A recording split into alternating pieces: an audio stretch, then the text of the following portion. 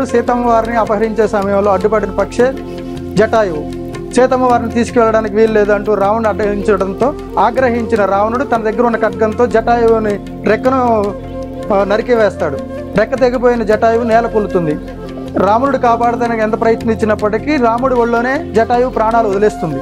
ఇక్కడ ఇంకో విశేషం ఏంటంటే జటాయువు అంత్యక్రియలు రాముడి చేతిలోనే జరిగాయి. జటాయువుకి సంబంధించిన విశేషాలన్నిటినీ లేపాక్షిలోని వీరభద్ర స్వామి ఆలయంలో చూడవచ్చు. రావణాసురుడు తన భారీ ఆయుధంతో ఖడ్గంతో జటాయువు రెక్కని నరికినప్పుడు నిస్సహాయ స్థితిలో ఉన్న జటాయువు లేపాక్షి గుడి ప్రాంగణంలోని ఆ పక్షి పడిపోయినట్టుగా కూడా చరిత్ర చెప్తోంది. అప్పుడు రాముడు అదే లేపాక్షి ప్రాంగణంలో ఒక కొండ మీద నుంచి కాలు వేసి జటాయువుని పరిశీలించి రావణాసురుడు దీన్ని గాయం చేశాడు అనే కోణంలో ఆయన కొన్ని సత్యాలు తెలుసుకుంటారు. అప్పుడు ఒక కొండ మీద రాముడి పాదం వేసినప్పుడు ఆ కొండ లోపలికి ఆ పాదం అచ్చులు వెళ్ళిపోతాయి.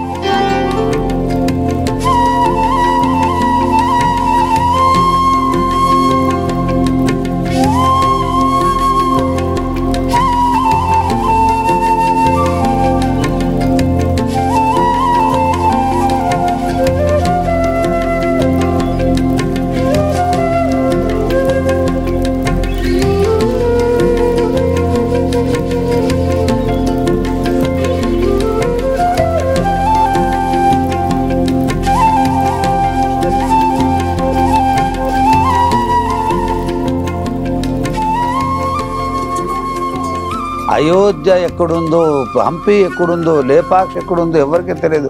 శ్రీరామచంద్రుడు ఇంతా కూడా తిరిగి తర్వాత అయోధ్యకు వెళ్ళారు కాబట్టి ఆ ప్రధానమంత్రి మోదీ గారు కూడా ఈ దేశ సంచారం అంటే భారతదేశంలో ఎక్కడెక్కడ రామునికి సంబంధించిన దేవాలయాలు ఉన్నాయో అన్నిటినీ దర్శనం చేసి ఆ యొక్క శక్తిని తీసుకొని అయోధ్యలో రాముని ప్రతిష్టా సమయంలో ఆ శక్తిని అక్కడ నింపాలనే ఉద్దేశంతోనే ఆయన పర్యటన చేస్తూ ప్రతి ఒక్క రామాలయం కూడా దర్శనం చేస్తున్నారు. ఇదే వీరభద్ర స్వామి టెంపుల్లో ఒక హ్యాంగింగ్ పిల్లర్ కూడా ఉంటుంది. కింద ఎలాంటి బేస్ లేకుండా జస్ట్ వేలాడుతూ ఉంటుంది ఆ పిల్లర్. ఏ టెక్నాలజీ ఉపయోగించి ఈ పిల్లర్లని ఇలా రూపొందించారు. అప్పటి శ్రీకృష్ణదేవరాయలు కట్టించిన కట్టడాల్లో ఒక అద్భుతమైన నిర్మాణంగా కూడా చెప్పుకొస్తుంటారు.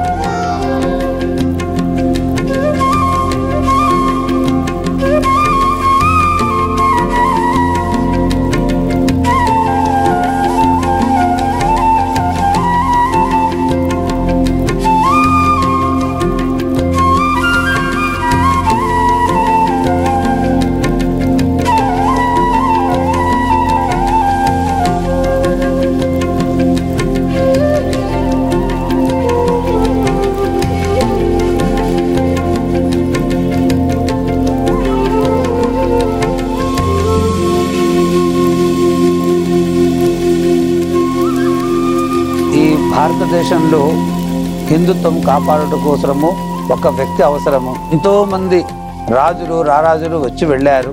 అయోధ్యలో శ్రీరామచంద్రుడు పరిపాలించారని ప్రతి ఒక్కరికి కూడా చరిత్ర తెలుసు. ఆ అయోధ్యలో రామ మందిరం నిర్మాణం చేయడానికి ఎవరి చేత కూడా కాలేదు. అందులో ఇంతమంది ప్రధానమంత్రులు, రాష్ట్రపతులు ఇంతమంది వచ్చి వెళ్ళినా అది ఆ గొప్పతనము మన మోదీ గారికి దక్కింది. నేను ఇక్కడ లేపాక్షిలో టూరిజం గైడ్ గా పనిచేస్తాను. నా పేరు విరూపన్న. అయోధ్యలో రామ మందిరం నిర్మిస్తా ఉండేదానికి నరేంద్ర మోడీ లేకపోతే ఇప్పుడు అక్కడ గుడి కట్టడం జరగదు.